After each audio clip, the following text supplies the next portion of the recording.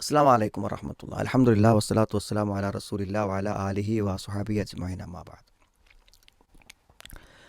നമ്മുടെ കാഴ്ചപ്പാടുകൾ നമ്മുടെ ജീവിതത്തിൻ്റെ മുന്നോട്ട് പോക്കിനെ സ്വാധീനിക്കും. അതിൽ യാതൊരു സംശയവുമില്ല. ഇപ്പോൾ ഇന്ന് പൊതുവേ സഹോദരിമാരുടെയൊക്കെ മനസ്സിൽ ഒരു ഭർത്താവിന് കീഴിൽ ജീവിക്കുക എന്ന് പറഞ്ഞാൽ അതൊരു സ്വാതന്ത്ര്യമില്ലാത്ത ജീവിതമാണ് എന്ന ഒരു തോന്നൽ വിവാഹത്തിന് മുമ്പും വിവാഹത്തിന് ശേഷവും എല്ലാം പലരുടെയും മനസ്സിലുണ്ട്.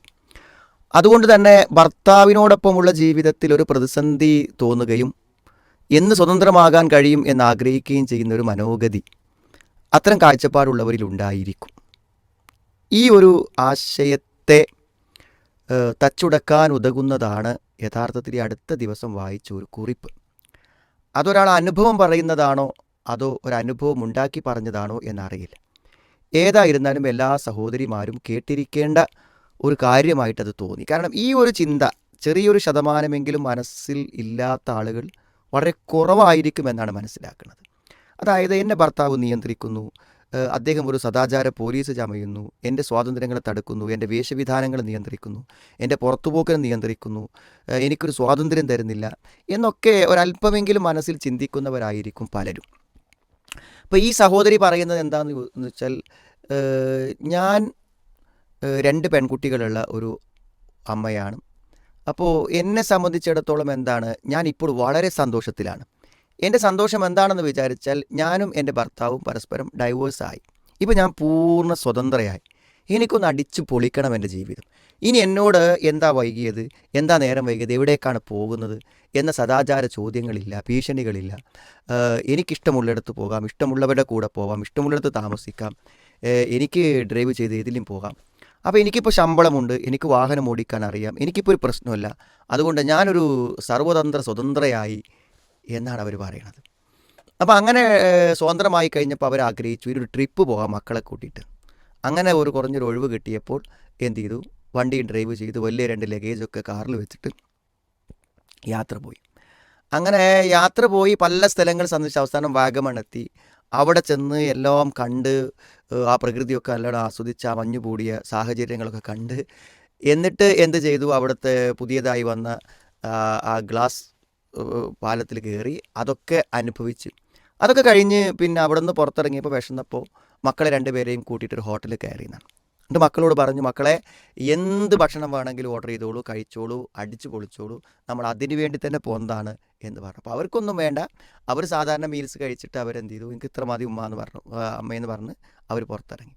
അപ്പോൾ എന്നാൽ ഇനി നമുക്ക് എന്ത് ചെയ്യാം, അടുത്തത് മൂന്നാറിലേക്ക് പോകാം എന്ന് പറഞ്ഞ് ഇപ്പോൾ പറഞ്ഞു, അമ്മയെ നമുക്ക് തിരിച്ചു പോകാം വീട്ടിലേക്ക്, ഒരു വൈബ് കിട്ടുന്നില്ല, പുതിയ ഭാഷ അതാണല്ലോ, ഒരു മൂഡ് കിട്ടുന്നില്ല എന്ന് പറഞ്ഞു.